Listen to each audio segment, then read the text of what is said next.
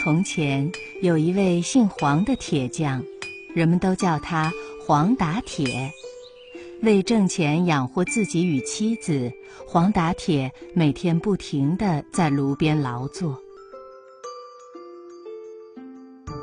日久天长，黄打铁感觉自己活得太累了，每天这样一锤一锤地为日食两餐而打铁，难道人活着就是为了这张嘴吗？一天，有位僧人从铁匠铺门前经过，黄打铁见到僧人，心生欢喜，觉得非常可亲。于是他放下铁锤，请僧人进殿歇息。黄打铁请僧人落座之后，便十分恳切地说：“师父，我不分春夏秋冬，每天从早到晚站在炉边打铁，就为这2顿饭食，这种生活太苦了。请师父发发慈悲，教我一个解脱痛苦的方法吧。”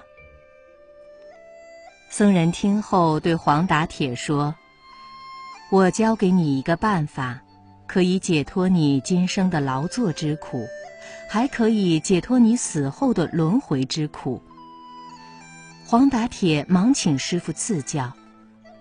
师父说：“很简单，你以后打铁时，每打一下铁，口中就念一声阿弥陀佛，这样你的痛苦便可以解脱了。”从此，黄打铁干活时就多了一件事：打一下铁，念一句佛号；打一下铁，念一句佛号，天天如此。念佛号既不妨碍打铁，也不影响衣食之源，精神又有了寄托，黄打铁再也不愁眉苦脸了。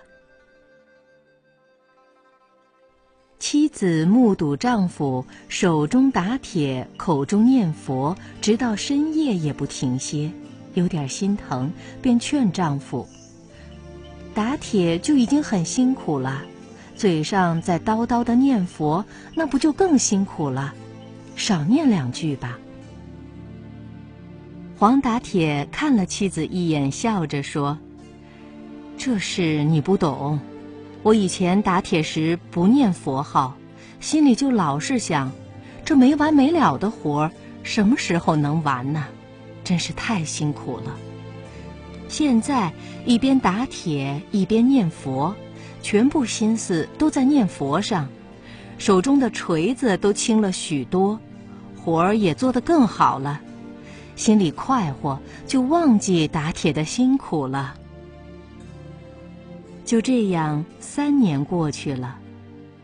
一天，黄打铁突然把妻子叫到跟前说：“我要回我家去了，我家住在一个十分美好的地方。”妻子听后不解地说：“既然你家境很好，我们就应该早点回去，为什么要在这里打铁受苦呢？”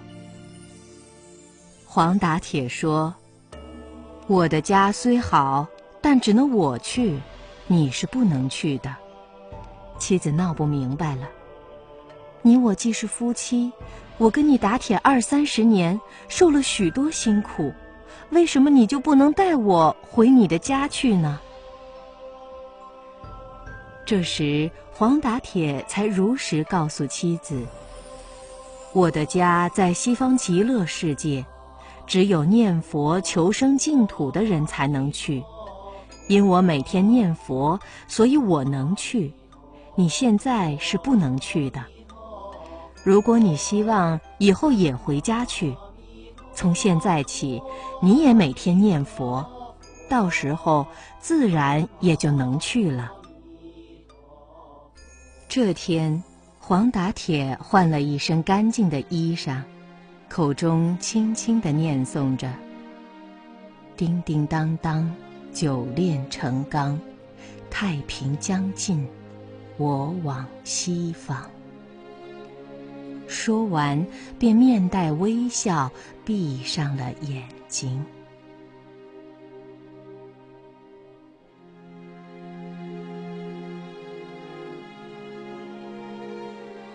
我们所处的世界是我们内心的映射，我们的感受不离贪嗔痴，所以我们的世界叫娑婆世界，一个不离忧恼和缺憾的世界。感受决定了我们处于怎样的世界中。西阿荣博堪布《生命》这出戏。